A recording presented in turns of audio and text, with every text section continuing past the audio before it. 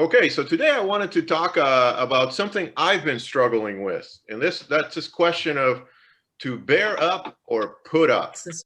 Uh, just a little devotional here on something that again I've been struggling with over the last year, but really all my life, and it goes something like this: bearing up with the bears. So remember this passage that we read back when we studied Ephesians.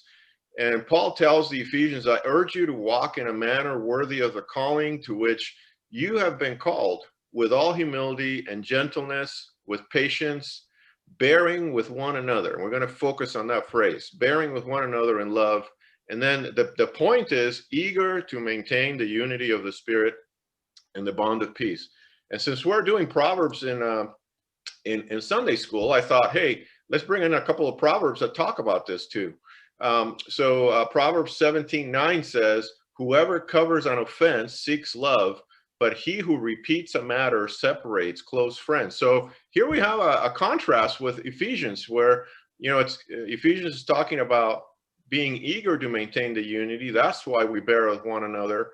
And then here in Proverbs says, if you do the opposite of covering an offense, of kind of just setting it aside, then that actually separates people. It separates close friends. And then here's another proverb, 19:11. Good sense makes one slow to anger, and it is his glory to overlook an offense. To overlook an offense.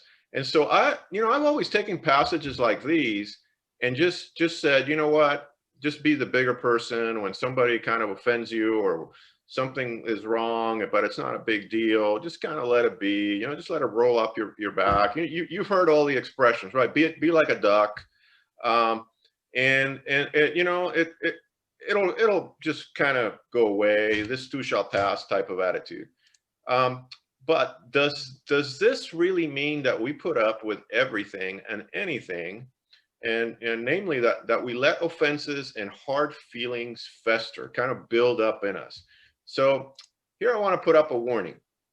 Be careful that being the bigger man doesn't turn you into the bitter man. Let me repeat that. Be careful that being the bigger man or woman or person doesn't turn you into the bitter man, woman, or person. So bear it up or nip it. So this is really, this first quote here is inspired by my professor. Just this week, he gave a lecture in my pastoral ministry class, Professor Shin. And he says, problems don't easily go away, but often spread and grow bigger. In other words, if you just kind of do what I've been doing, well, it's not a big deal. It'll go away. It might turn into a big deal in the end. And this is especially true of interpersonal strife. In other words, if there's a conflict between two or more people, these problems don't get better with time. They tend to blow up. Here's a verse that kind of speaks to this that Professor Shin offered to us. See to it that no one fails to obtain the grace of God, that no root of bitterness springs up and causes trouble, and by it many become defiled. So he talked, he had several things, but the two things that really stuck with me when he talked about this verse is this root of bitterness. This idea that if you just let something take root and it builds bitterness in you, then that's not healthy, especially if it was something that really was wrong and needs to be addressed. And the other thing that he mentioned here is that, it may be a problem between two or more or three people, but by it, many become defiled. In other words, it turns it into something that affects everybody in the group, in the family, at work, wherever the situation is. So don't let that root of bitterness build up. Take it out by the root. Address it. So, the rule of thumb that I would just want to leave you with today is if you see resentment and bitterness come over you over something that happened, something wrong that happened, nip it.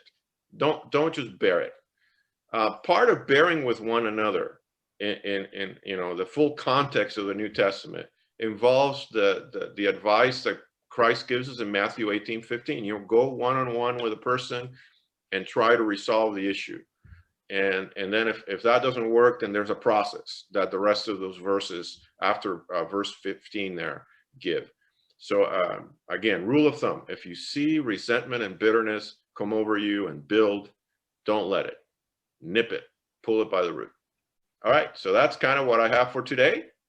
And well, I got a question for you, Ed.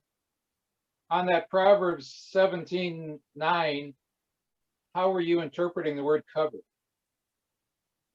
Well, it's cover actually. I think it ultimately alludes to the work of Christ. I think it points to the work of Christ. He's really the one that can cover, right, of our offenses through his sacrifice.